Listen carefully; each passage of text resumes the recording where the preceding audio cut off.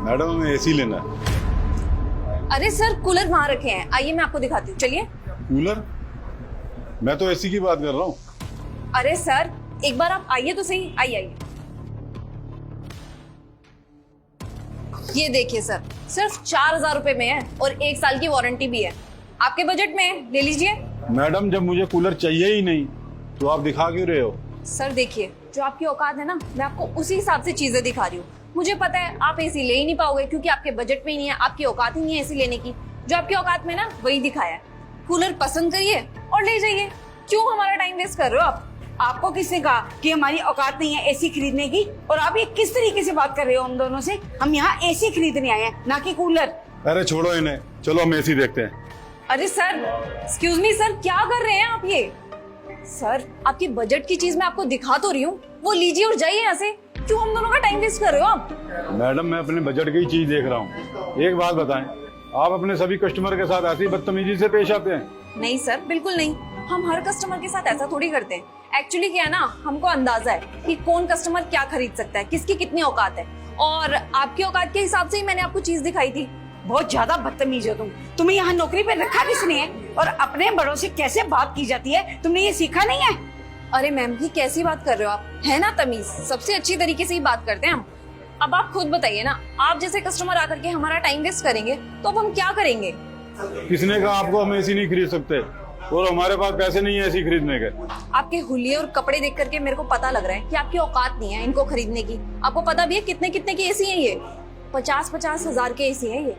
ऐसे 10 कूलर आ जाएंगे। तो अब आप ही बताइए आपके बजट में क्या आ रहा है, एसी या कूलर? मैडम जी मेरे होलिये पे मत जाओ। अगर मैं अपनी पे आया ना तो ये सारे एसी खरीद लूंगा। बातें देख रहे हो मनीषा? देखियो, अब ये खरीदेंगे सारे एसी। देखो आपने ना हमारा बहुत टाइम वेस्ट कर लिया है। आप यहाँ से जा रहे हो, हम धक्के मार के निकाले आपको यहाँ से। अच्छा, अब तुम मुझे यहाँ से धक्के मार के निकालोगी? हाँ, अगर हम अपनी पे आए ना तो आप दोनों को यहाँ से धक्के मार के निकालेंगे। तो चुपचाप से कह रही हूँ, हमारा टाइम वेस्ट मत करो। जो चीज लेनी है वो लो और निकलो यहाँ से। बेटा शायद तुम्हें मालूम नहीं है कि हम लोग कौन है और हमारा बेटा कौन है, इसीलिए इतना ज्यादा बोलती जा रही हो। अरे कौन है आपका बेटा?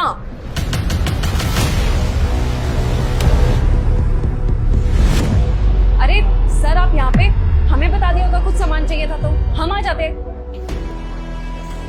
अरे कौन है ये? अरे तुम्हें नहीं पता क्या? टीडी होटल के मालिक है ये। इनके होटल का ना जितना भी सामान है सारा का सारा हमारे स्टोर से जाता है। प्रीमियम कस्टमर है हमारे। पापा मम्मी आप यहाँ पे, अगर आपको कुछ चाहिए था तो मुझे बता देते ना, मैं घर पे भिजवा देता। यहाँ पे आने की क्या जरूरत थी? बस बेटा ऐसे ही एसी देखने आ गए थे। एक्सक्यूज मी सर, ये आपके पापा हैं? हाँ मेरे पापा मम्मी है। शायद इनको पता नहीं है कि मेरा सारा होटल का सामान यहीं से जाता है, वरना घर ही ना भिजवा देता मैं।